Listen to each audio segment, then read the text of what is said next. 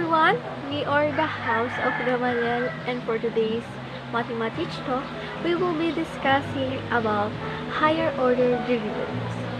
So if nag-wonder kayo kung paano nga ba nakukuha ang higher order derivatives, panoorin nyo ang video na.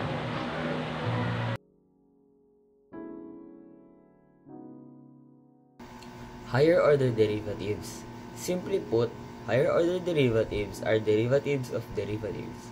To find a function's second derivative, you would apply the same derivative rules you went over in finding the first derivative. You can determine a derivative's rate of change by looking at the higher derivatives.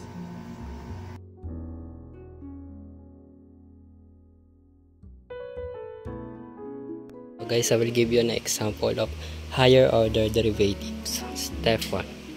Example and problem. So this is our example, and so this is our problem. Fx x squared plus 2x squared negative 4x. So step 1.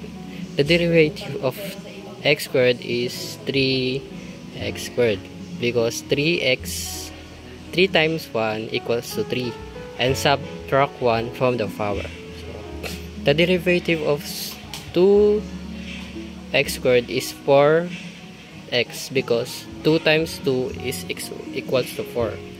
So the derivative of negative 4x is negative 4 because x is 1. So let's proceed on step 2. Now the derivative of fx equals to 3x squared plus 4x negative 4. So the derivative of 3x squared is 6x because 2 times 3 is equals to 6, and 4x is 4. Negative 4 is 0. So the final answer that we got in our example is fx equals to 6 times plus 4.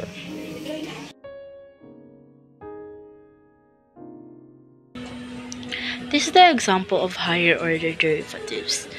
We have example here, y equals x to the 4th power plus x cubed minus 9. Hanapin natin ang derivative ng x to the 4th power, which is 4x cubed plus 3x squared.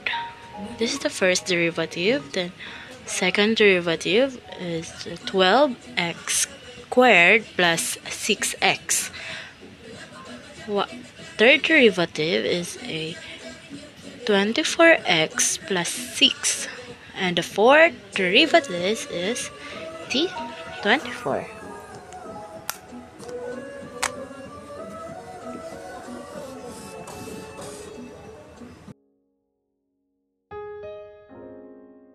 Ambassador. So for today's, we will find the fifth derivative. First, we will find first derivative. So for first derivative, ita-times po natin si 4 kay 5. 4 times 5 is equals to 20. So 20x raised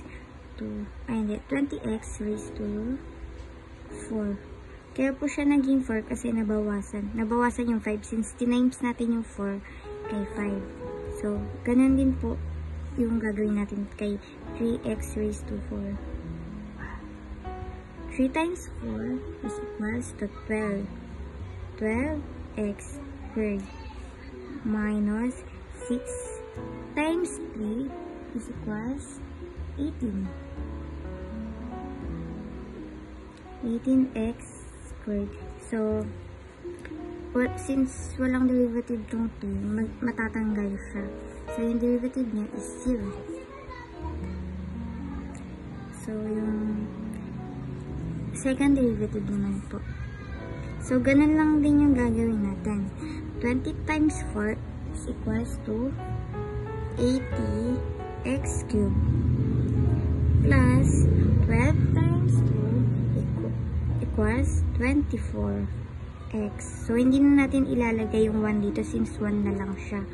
Minus 18 times 2 equals to 36x. So, yung hanapin naman po natin is third derivative. 80 times 3 is equals 240. 240x squared plus, matatanggal na po dito yung x, minus 36. So, natanggal na po yung x since 1 na lang siya. So, pag tinimes mo po, 24 times 1. So, 24. So, matatanggal yung x. So, fourth derivative naman po. 240 times 2 is equals to 480. 480x. So, yung fifth derivative naman po. So, yung fifth derivative po natin is 480. Pero po, mawawala yung x kasi 480 times 1. So, may 1 po tayo dito is 480.